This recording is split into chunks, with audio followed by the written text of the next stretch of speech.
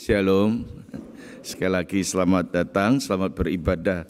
Dan kita yang pertama kali datang, saya akan menyambutnya. Saudara ikut kebaktian ini satu bagian daripada keluarga kita bersama. Selamat datang saudara. Saudara yang melayani, selamat melayani terus. Saya bersyukur melihat kesatuan pelayanan sebagai pelayan di sini. Yang mimpin tadi berpasangan dengan istri yang singer. Yang main musik berpasangan dengan singernya. Yuni, Petri, Pak Ramis, Pone, sangat apresiat. Ucok berpasangan dengan Peggy. Sandora, ada David Lim. Hati saya sungguh-sungguh tersentuh gila melihat pasangan-pasangan itu melayani bersama. Saudara ambil waktu untuk menanyakan pada Tuhan, ini sudah satu masa kita lewati. 35 tahun menyongsong IPC berdiri dan juga barusan saja kita lewat retreat. Dalam waktu minggu-minggu ini kita akan membahas secara topikal tetapi dari konteks yang didasarkan eksposisi, saudara. Alkitab kita hari ini berbicara di Amsal pasal yang ke-26 yang tadi sudah dibacakan di ayat yang ke-13 dan 14. Nanti minggu depan berlanjut ada tema-tema khusus selama bulan ini. Dan kita akan lanjutkan nanti kitab Yunus dan di akhir tahun kita belajar tentang kitab Kejadian. Nah, saudara tolong doakan dalam persiapan kami, hamba-hamba Tuhan yang menyampaikan firman Allah. Nah, saudara sekalian, di teks yang kita baca ini berbicara tentang kemalasan, saudara. Tetapi saudara mari kita melihat dari sudut bukan sekedar malas berlawanan dengan rajin, tetapi ini berkenaan di dalam iman Kristen, yaitu berkenaan dengan kerohanian, saudara. Berkenaan dengan spiritual. Nah, saudara sekalian, menarik sekali kalau kita memperhatikan Amsal. Sekali lagi Amsal adalah kitab yang sangat-sangat unik, saudara. Karena ini banyak parabel atau perumpamaan ataupun bahasa-bahasa puisi.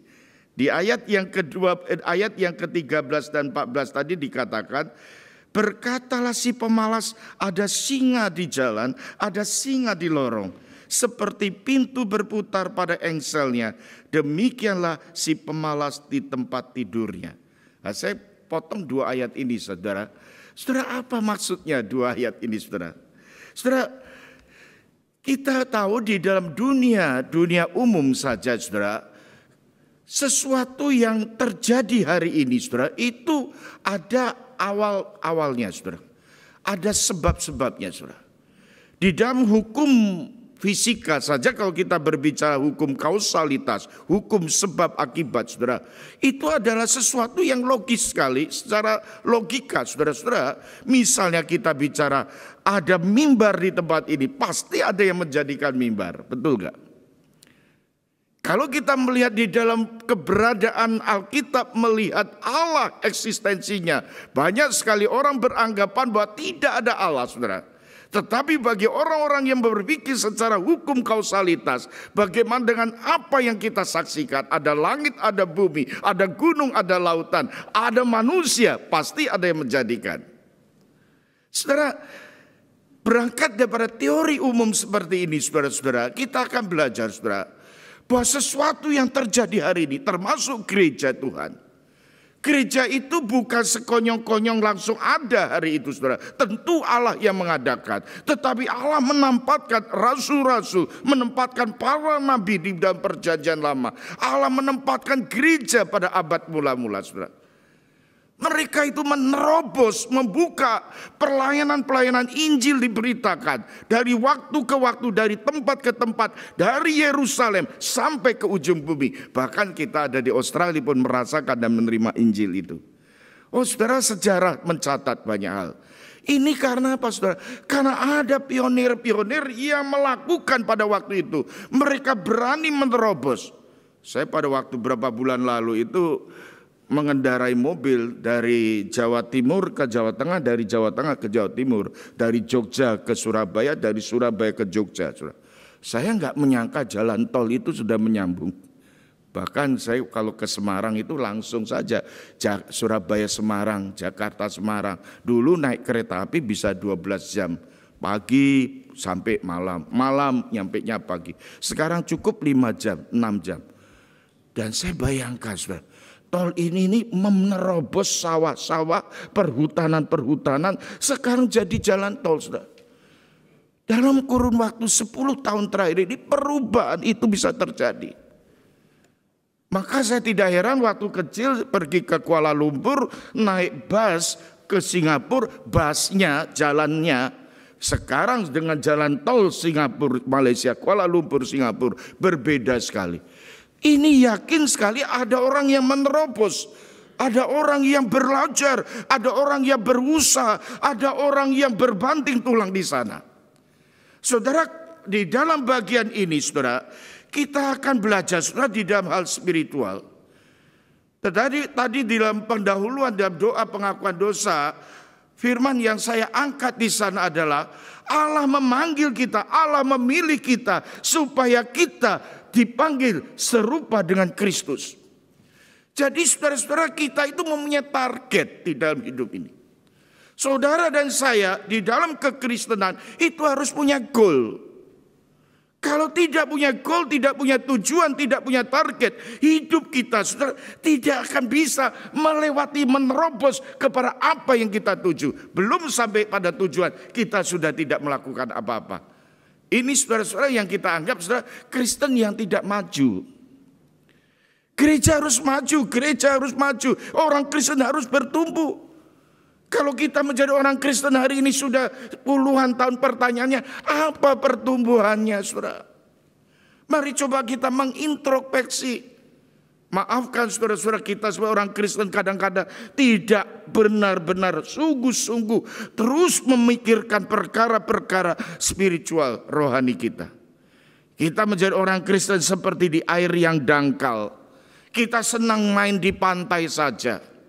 Tetapi ketika masuk ke dalam lautan yang lebih dalam, kita sudah takut, bukan hanya takut di sana, kita putus di sana dan kita berhenti bahkan meninggalkan jalan itu. Saudara sekalian, kita itu menjadi orang Kristen punya goal, punya tujuan, punya target, yaitu ingin serupa dengan Kristus. Amin. Amin. Ingin jadi serupa dengan Kristus.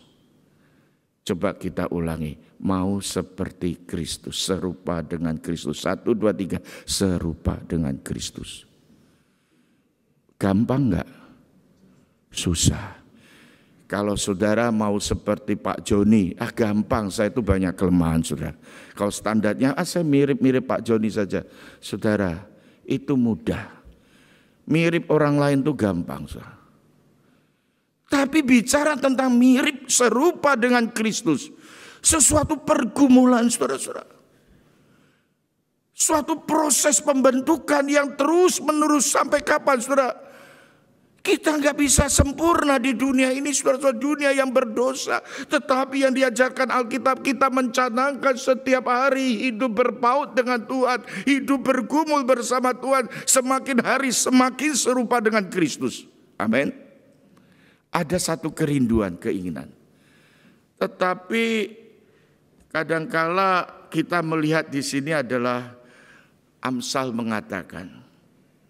Di ayat 13 disebutkan ada singa di jalan, ada singa di lorong. Si pemalas itu mengatakan saudara-saudara, ini realita loh, ini bukan dibuat-buat loh saudara. Pada zaman itu, pada zaman Amsal ditulis ini adalah hal yang lumrah, hal yang biasa, hal yang umum. Di luar, di lorong-lorong itu banyak binatang-binatang buas. Ini logis, ini nyata, ini real. Mereka menghadapi singa-singa di lorong-lorong, mereka berhadapan dengan singa di jalan. Dan mereka mengatakan, kalau kami keluar dari rumah, kami akan mati, kami akan diterkam, kami akan dibunuh, kami akan dihancurkan oleh binatang buas itu. Singa-singa itu. Saudara-saudara, Bapak Ibu saudara sekalian, penulis mengatakan, ada singa di jalan. Kalau mencari excuse, mencari alasan itu bisa saja saudara. Kadang-kadang kita mau tidak mau harus mengakui saudara-saudara bahwa kita melihat ini adalah alasan-alasan yang betul-betul benar saudara-saudara. Ini bisa kita terima dengan logika saudara-saudara. Kalau ada ular di luar kita pasti takut keluar saudara-saudara. Kalau ada singa di lorong pasti kita takut di sana saudara. Karena itu bisa membunuh kita, kita bisa direkamnya. Kalau di luar ada tumbuhan yang ganas yang dapat meracuni kita, pasti kita akan hindari saudara-saudara. Kalau ada bahaya, jangan kita datangi saudara-saudara. Namun saudara-saudara, uniknya Amsal di sini berbicara tentang kemalasan, berkaitan dengan kemalasan. Berarti ada satu persoalan di sana saudara. Orang yang malas itu saudara-saudara menghadapi hal-hal seperti ini saudara. Inilah sesuatu yang dijadikan alasan-alasan bagi mereka.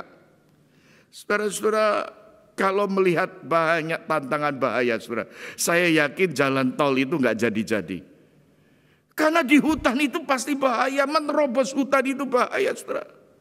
Saudara nggak tahu kalau payau yang tinggal di Sumatera, di Bangka, di daerah Kepulauan Riau, di daerah-daerah tertentu itu ada satu payau. Payau itu seperti tempat yang sangat-sangat berbahaya sekali, saudara. Itu air ada di sana, tanahnya lumpur di sana, saudara. Begitu masuk, saya punya pengalaman, saudara, satu ketika mencari apa itu sejenis kerang, apa lokan. Krek, masuk. Saya nggak nyangka ada teman satu tenggelam di situ, tenggelam di lumpur itu loh. Dan itu bisa tersedot kalau nggak cepat ditolong, diangkat. Itu orang-orang yang membuka jalan di payau seperti itu. Nanti kalau Trans Sumatera terjadi, itu jalan-jalan Sumatera dari Jakarta, Tanjung Perak, Tanjung Priok masuk terus sampai ke Trans Sumatera, saudara. Itu melewati payau-payau, saudara. Kalau hari ini kita melihat orang hari itu berkata bahaya, nggak jadi jalan tol itu. Saudara. Di luar ada ular, di luar ada singa, saudara. Kita harus berpikir di sini, kekristenan itu harus belajar menerobos. Di dalam tantangan kesulitan, orang Kristen dipanggil untuk bisa melewati, saudara-saudara, bukan menghindari, melewati, saudara. Kehidupan gereja dengan tantangan, kehidupan mengikut Yesus dengan salib, kehidupan sebagai anak Tuhan harus membayar harga. Itu tantangan, tidak bisa dihindari, saudara. Kita perlu hikmat, kita perlu bijaksana. Amsal mengajarkan tentang hikmat, tentang bijaksana. Tetapi si pemalas itu memakai alasan-alasan tertentu untuk tidak keluar rumah. Untuk tidak bertindak apa-apa. Di dalam iman Kristen ini berbicara tentang apa sih? Apakah mereka tidak yang dimalaskan itu karena tidak rajin? Bukan. Saudara perhatikan saudara-saudara, kemalasan bukan berlawanan dengan kerajinan, bukan itu. Ibrani pasal 6 ayat 12. Saudara perhatikan, kita sudah membaca bagian itu beberapa waktu yang lalu. Saya akan bacakan. Ibrani 12 ayat yang ke-6. Saudara perhatikan. Ibrani 6 ayat yang ke-12, maaf. Ibrani 6 ayat yang ke-12, perhatikan di sana. Agar kamu jangan menjadi lamban. Nah, kata malas itu di dalam bahasa Ibrani dipakai kata lamban. Tetapi menjadi penurut-penurut mereka yang oleh iman dan kesabaran mendapat bagian dalam apa yang dijanjikan Allah. Saudara, malas tidak dikontraskan, dilawankan dengan rajin, tidak.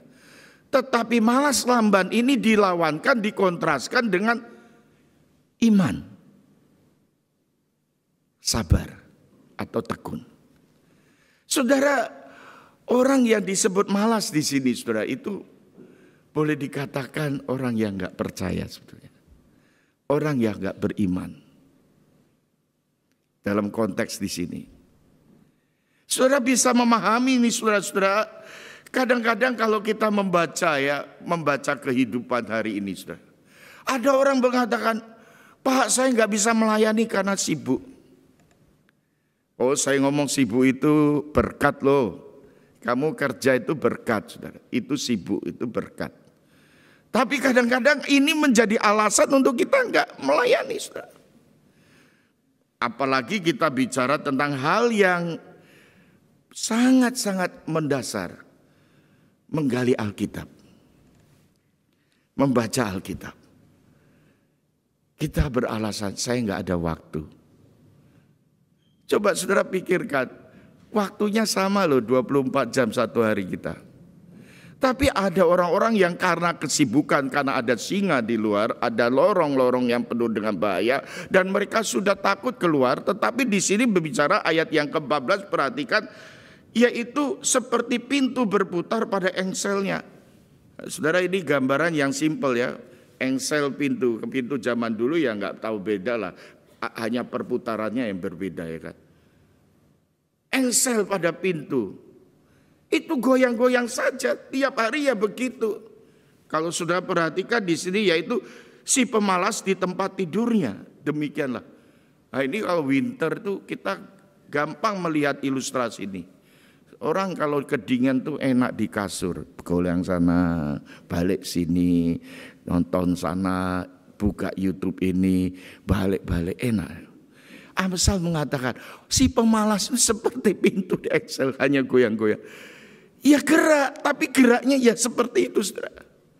Kelihatan sibuk terus, tetapi kesibukannya ya seperti engsel pintu itu loh, goyang kanan.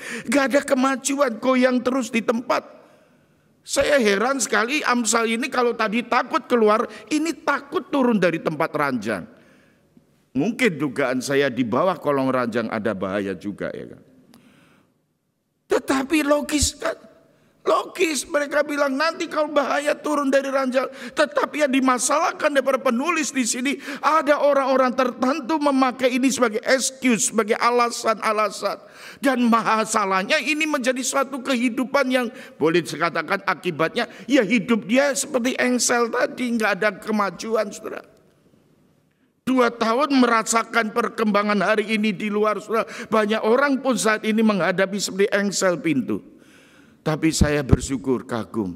Ada orang-orang yang dipakai Tuhan untuk meneliti. Mencari obat, mencari vaksin. Menemukan penelitian-penelitian ini dan itu. Oh itu luar biasa. Saya yakin orang demikian ada orang yang berani menerobos. Berani menemukan, berani meneliti. Ini dalam hal yang umum saudara-saudara. Di dalam hal rohani dikatakan iman dan kesabaran. Iman dan kesabaran, iman dan ketekunan saudara. Beriman di tengah kesulitan, beriman di tengah-tengah kesukaran. Bertekun sabar di tengah-tengah kesesakan. Karena ada satu goal, kita akan mencapai tujuan, yaitu hidup serupa dengan Kristus. Bapak Ibu saudara sekalian yang dikasihi Tuhan, mari kita melihat bagian ini menjadi satu perenungan. Menggali Alkitab itu enggak gampang. Susah dan berat. Tetapi justru inilah yang Tuhan mau kita berani dan melangkah menerobos. Bagaimana kita memerangi kedagingan kita. Kita mau membuka Alkitab, membacanya. Kalau boleh hari ini saudara-saudara yang dikasih Tuhan. Saya berdoa saudara yang duduk di tempat ini. Khususnya saudara yang mengikuti khotbah ini. Saudara, kita punya satu komitmen. Tuhan ajar aku untuk membuka Alkitab setiap hari, setiap pagi atau malam atau siang. Saudara atur dengan baik saudara. Susah baca Alkitab, kok gampang nonton TV ya. Saya kadang-kadang perhatikan orang nonton TV kok berjam-jam itu kok nyaman saja. Buka Alkitab kok rasanya keras sekali ya. Doa tuh rasanya aduh cepat sekali mau aminnya ya. Betul nggak Pak Ucok? Persekutuan doa pagi di Renwick, saya rindu ini terjadi di tempat ini juga. Tapi banyak orang berkata nggak ada waktu, gerak sekali, duduk setengah jam berdoa bersama. Padahal itu kompornya, energinya, saudara-saudara. Ada orang berkata, Pak saya pulang kantor sudah lelah, saya habis waktu Pak, bagaimana saya bisa baca Alkitab, bisa doa. Saudara, HP saya ini setiap malam sudah tinggal 20%, kadang 18%. Itu perlu dicas. Kalau nggak di-charger, itu habis baterainya. Bukan lowbat saja, dead, mati sudah. Kita nggak bisa pakai. Seharusnya bukankah rohani kita ketika kita habis energi, kita sudah lelah, kita sudah habis sepanjang hari di kantor capek, kita kerja di lapangan sudah lelah, saudara. Itu waktunya kita ambil waktu untuk charger. Jangan kita berkata ada singa di luar, ada singa di lorong. Lebih baik aku di tempat tidur, berbalik sana berbalik. Jangan, saudara. Amsal mengajarkan kita, mari kita sungguh. Kekristenan jangan, salah satu tantangan kekristenan abad ini adalah kedangkalan. Saya enggak bicara tentang ajaran sesat, saudara. Kedangkalan orang yang mau hidupnya enak-enak, nyaman-nyaman saja, itu tantangan, saudara. COVID-19 ini membawa saya kepada satu kesadaran, tantangan kita untuk memerangi. Sudah nyaman kok di rumah, ikut ibadah ya dengan cara demikian, sambil minum kopi dan sebagainya. Ini bukan nyindir yang diikut YouTube, enggak, saudara. Saya berdoa supaya saudara tetap baca Alkitab, buka Alkitab, duduk dengan sopan, dengan teratur, hormat pada Tuhan, saudara. Tetapi seandainya itu tidak, saudara, kembali. Ibadah itu perjumpaan dengan Tuhan, Allah yang suci, yang maha kudus. Kita harus serius. Ada singa di lorong, ada singa di luar. Tapi Alkitab mengajarkan sebenarnya adalah masalahnya iman. Ada imankah di sana? Saudara-saudara yang dikasihi Tuhan, saya kira kalau kita hidup di dalam kenyamanan terus, ada bahayanya. Dan Tuhan izinkan krisis itu terjadi. Tentu ada maksudnya, betul? Tuhan mengirimkan krisis, mengizinkan krisis. Itu tentu ada maksudnya. Bapak Ibu saudara sekalian, kita tidak boleh berhenti di krisis. Mungkin kita berpikir sudah ada orang tertentu termasuk hamba Tuhan, termasuk pendeta, ketika menghadapi masalah, tidak sedikit di masa-masa COVID ini ada pendeta-pendeta yang berhenti meninggalkan pelayanan. Sudah ada, logis karena ada singa, ada lorong di sana penuh dengan binatang buas. Logis mereka menghadapi bahaya-bahaya yang ada, berhenti sejenak belajar, tidak berhenti pindah profesi, ada saudara. Ya kadang Pak sudah nggak ada jemaat sekarang. Oh saudaraku yang dikasih Tuhan, krisis itu Tuhan kirimkan, Tuhan izinkan. Tuhan boleh ada hari ini bersama kita di tengah krisis. Itu Tuhan ingin mengajarkan sesuatu. Di tengah krisis selalu ada kesempatan. Di tengah krisis selalu ada kesempatan. Amin. Amin. Di tengah-tengah krisis ada peluang, saudara. Saudara, mari kita belajar sebagai gereja. Ini peluangnya apa? Oh saudara-saudara, Injil itu boleh dikatakan jawaban daripada dunia hari ini, saudara. Dunia hari ini, saudara-saudara, yang sudah terlena dengan keadaannya, dengan kondisinya, kenyamanannya. Tuhan sengaja izinkan apa yang terjadi supaya ada satu lonceng yang berbunyi, yang menyadarkan anak-anak Tuhan. Ini waktunya kita kembali pada Tuhan. Injil itu terbentum, berdentang dikatakan. Injil itu berkuasa. Ini kesempatan untuk Injil diberitakan, saudara.